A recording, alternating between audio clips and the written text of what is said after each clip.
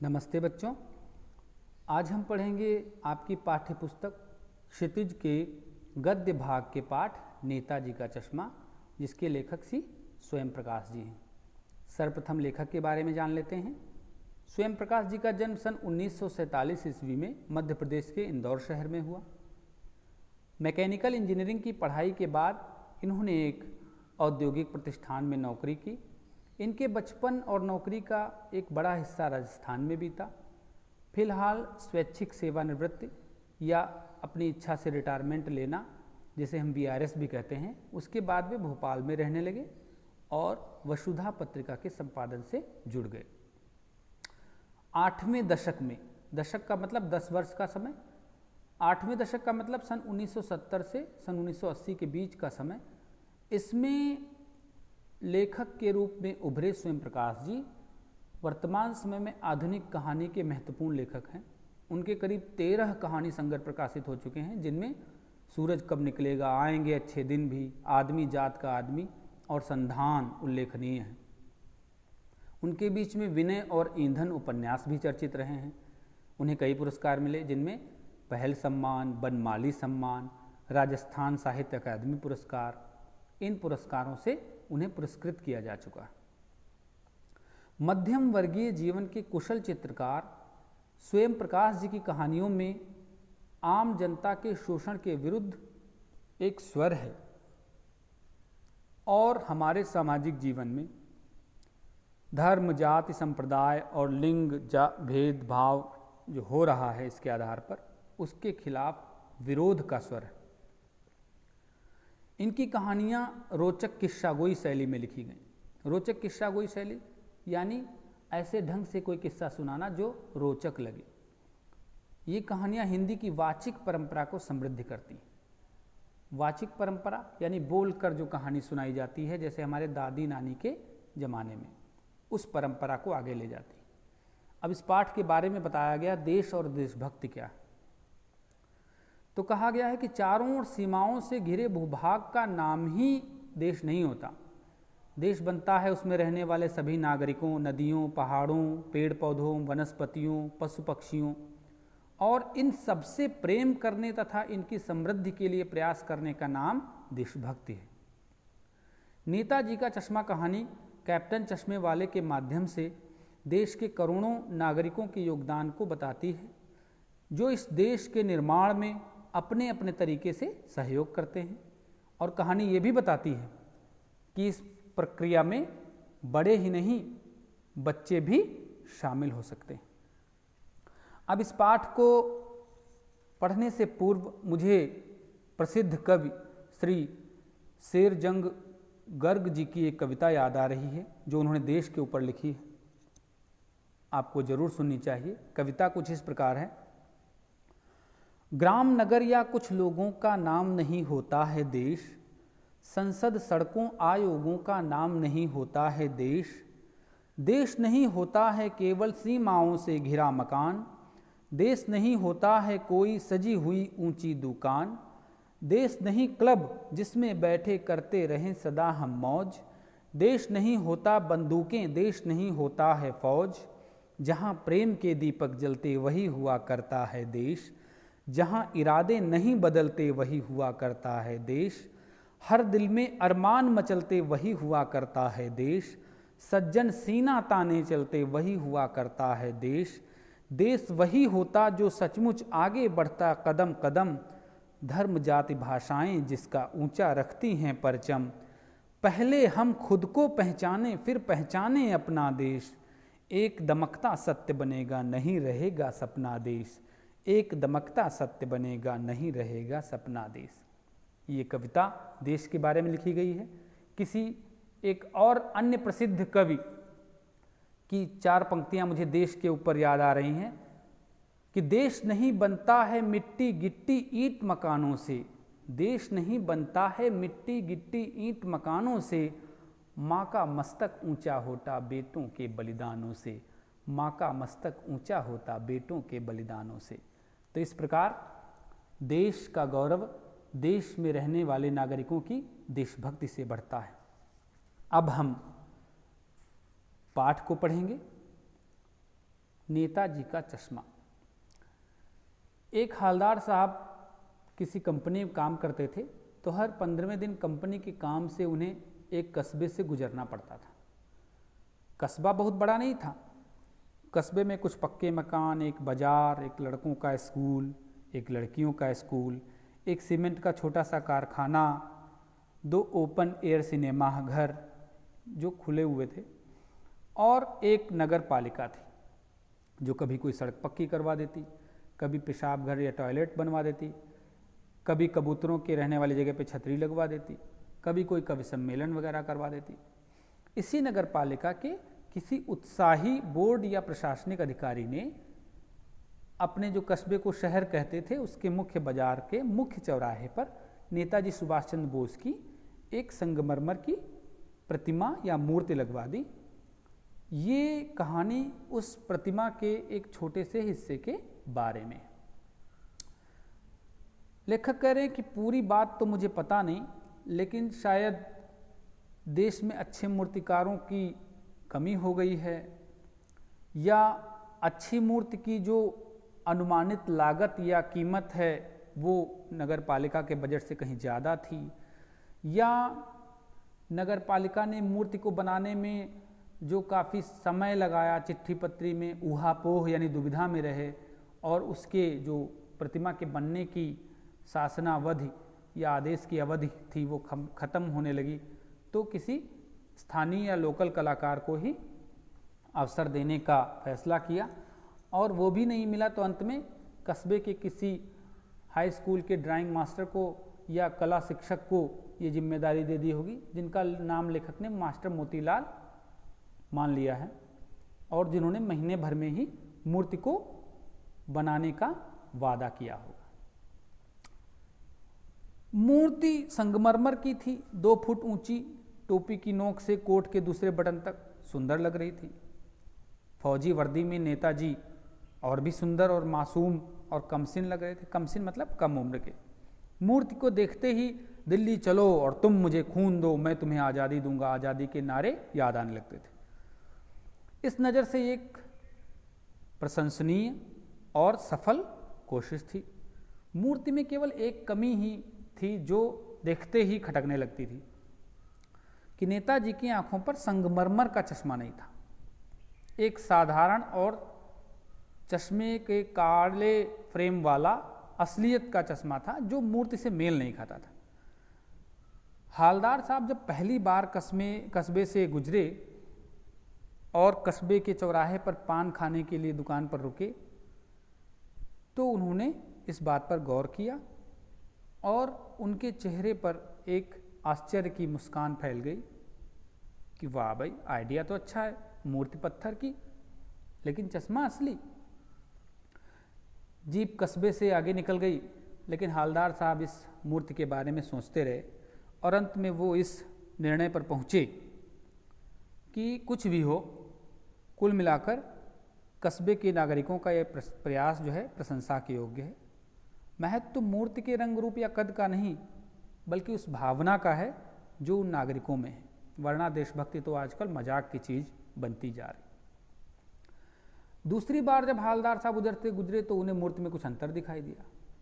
उन्होंने ध्यान से देखा तो उन्होंने पाया कि अब की बार चश्मा दूसरा है। पहले मोटे फ्रेम वाला चौकोर चश्मा था, अब तार के फ्रेम वाला गोल चश्मा है।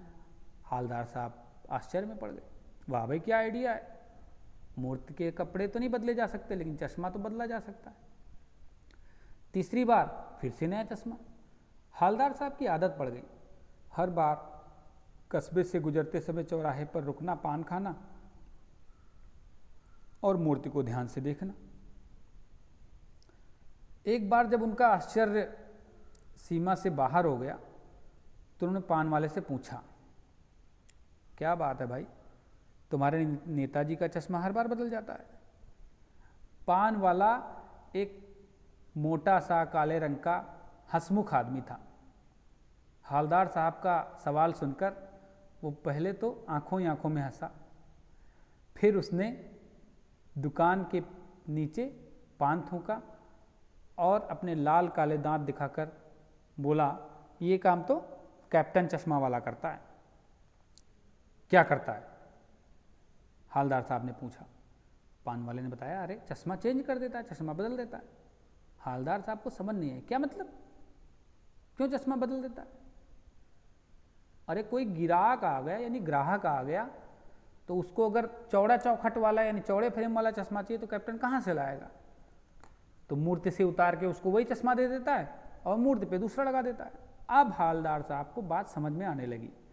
कोई चश्मे वाला है जिसका नाम कैप्टन है, उसे नेताजी की बिना चश्मे वाली मूर्ति खराब लगती है और उसको परेशान भी करती है, जैसे चश्मे के बगैर नेताजी को कष्ट हो रहा हो। इसलिए वो अपनी छोटी सी दुकान में से मौजूद गिने चुने चश्मों के फ्रेम में से कोई भी फ्रेम नेताजी की मूर्ति पे फिट कर देता है और जब कोई ग्राहक आता है उसको वैसा ही फ्रेम चाहिए होता है जैसा मूर्ति पे लगा है, तो वो मूर्ति पर से फ्रेम उतारकर ग्राहक को दे देता है और नेताजी से माफ़ी मांगकर उन्हें दूसरा फ्रेम पहना देता है। वाह भाई वाह, क्या आइडिया है। लेकिन भाई एक बात अभी समझ नहीं आई। फिर से हालदार साहब ने पान वाले से पूछा, नेताजी का ओरिजिनल असली चश्मा कहाँ गया? पान वाला दूसरा पान खा चुका था, लेकिन दोपहर का समय था, दुकान पे भीड़ नहीं थी। फिर से वो हंसा और उसने पान थूक कर बोला, मास्टर बनाना भूल गया। पान वाले के लिए ये बात मज़े वाली थी, लेकिन हालदार साहब के लिए आश्चर्य और भावुक कर देने वाली। यानी उन्होंने ठीक सोचा कि जो मूर्तिकार मास्टर मोतीलाल है वास्तव ही कोई छोटे स्कूल का अध्यापक होगा, जिसने महीने भर में मूर्ति बनाने का वादा किया, बना भी लिया, लेकिन पत्थर में कांच जैसा चश्मा कैसे बनाया जाए? या उसने कोशिश की होगी, नहीं कर पाया होगा, या फिर कुछ बहुत ही बारीक सा बनाते बनाते टूट गया होगा, या फिर पत्थर का चश्मा अलग से बना के लगाया होगा, निकल गया होगा, पता नहीं क्या हुआ होगा। हालदार साहब को सब कुछ बड़ा विचित्र लगा, आश्चर्य से भरा। इन्हीं ख्यालों में पान के पैसे देकर चश्मे वाले की देशभक्ति के सामने सिर झुकाकर वो जीप की तरफ चले। फिर रुककर पान वाले के पास जाकर पूछा, क्या कैप्टन चश्मे वाला नेताजी का साथी है या आज़ाद हिंद फौज का पुराना सिपाही है? पान वाला नया पान खाने जा रहा था, तो उसने पान को रोक कर हालदार साहब को ध्यान से देखा और फिर अपने पान के कारण लाल काले हुए दांतों को दिखाकर बोला, अरे साहब, वो लंगड़ा क्या जाएगा फौज में, वो तो पागल है, वो देखो पीछे आ रहा है, आप उसी से बात कर लो, कहीं उसकी फ़ोटो वोटो भी छपवा दीजिए। हालदार साहब को पान वाले द्वारा एक देशभक्त का इस तरह अपमान करना, मजाक उड़ाना अच्छा नहीं लगा, लेकिन जब उन्होंने मुड़कर देखा तो हक्के बक्के रह गए। एक बेहद बूढ़ा सा मरियल सा लंगड़ा आदमी, सिर पर गांधी टोपी और आँखों पर काला चश्मा लगाए, हाथ में एक छोटी सी संदूकची और दूसरे हाथ में बांस पर टंगे बहुत से चश्मे लिए अभी अभी एक गली से निकला था और अब एक बंद दुकान के सहारे अपना बांस टिका रहा था। ओहो, तो इस बेचारे की दुकान भी नहीं है, ये तो फेरी लगाता है घूम घूम कर। हालदार साहब चक्कर में पड़ गए, पूछना चाह रहे थे इसे कैप्टन क्यों कहते हैं, क्या इसका असली नाम है? लेकिन पान वाला पान खा चुका था और वो अब कुछ बात करने को तैयार नहीं था। उधर ड्राइवर भी काफ़ी देर होने के कारण परेशान हो रहा था, तो हालदार साहब जीप में बैठकर चले गए।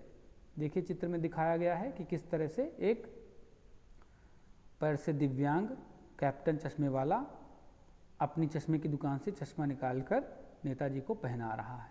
ये उसकी देशभक्ति के जज्बे को दिखा रहा है। 2 साल तक हालदार साहब अपने काम के सिलसिले में उस कस्बे से गुजरते रहे और नेताजी की मूर्ति में बदलते हुए चश्मों को देखते रहे। कभी गोल चश्मा, कभी चौकोर, कभी लाल काला, कभी धूप का चश्मा, कभी बड़े कांच वाला, कोई न कोई चश्मा होता। और उस धूल भरी यात्रा में हालदार साहब को आश्चर्य और खुशी के कुछ पल दे जाता। एक दिन जब हालदार साहब वहाँ से गुजरे तो मूर्ति के चेहरे पर कोई भी कैसा भी चश्मा नहीं था। उस दिन पान की दुकानें भी बंद थीं, चौराहे की भी बहुत सारी दुकानें बंद थीं। हालदार साहब चले गए। अगली बार भी मूर्ति की आंखों पर कोई चश्मा नहीं था। हालदार साहब ने पान खाया और धीरे से पान वाले से पूछा, क्यों भाई, क्या बात है, आज तुम्हारे नेताजी की आंखों पर चश्मा नहीं? पान वाला उदास हो गया। उसने पीछे मुड़कर पान नीचे थूका और अपनी धोती से आँखों को पोंछते हुए बोला, साहब कैप्टन मर गया। हालदार साहब कुछ नहीं बोल पाए, चुपचाप उदास खड़े रहे, फिर पान के पैसे देकर जीप में बैठे और चले गए। बार बार सोचते रहे क्या होगा उस कौम का। कौम का मतलब जाति, वंश, देश की जनता। क्या होगा उसका जो अपने देश की खातिर घर गृहस्थी, जवानी, जिंदगी सब कुछ हवन कर देने वाले लोगों पर हंसती है और अपने लिए बिकने के मौके ढूंढती है। दुखी हो गए। 15 दिन बाद फिर उसी कस्बे से गुजरे। कस्बे में घुसने से पहले ही ख्याल आया कि कस्बे के दिल में स्थापित जो सुभाष चंद्र बोस की मूर्ति है वो तो होगी, लेकिन उसकी आंखों पर चश्मा नहीं होगा, क्योंकि मास्टर बनाना भूल गया था और कैप्टन जैसा व्यक्ति वो मर गया। सोचा आज वहाँ रुकेंगे नहीं, पान भी नहीं खाएंगे, मूर्ति की तरफ भी नहीं देखेंगे, सीधे निकल जाएंगे। ड्राइवर से कह दिया चौराहे पर रुकना नहीं, आज बहुत काम है, पान आगे कहीं खा लेंगे। लेकिन आदत से मजबूर उनकी आंखें चौराहा आते ही मूर्ति की तरफ उठ गईं। लेकिन जैसे उन्होंने उधर देखा, पता इन्होंने क्या देख लिया कि वो चिल्लाए, रोको। जीप बहुत स्पीड में थी, ड्राइवर ने जोर से ब्रेक मारे। रास्ते चलते लोग भी देखने लगे क्या हो गया।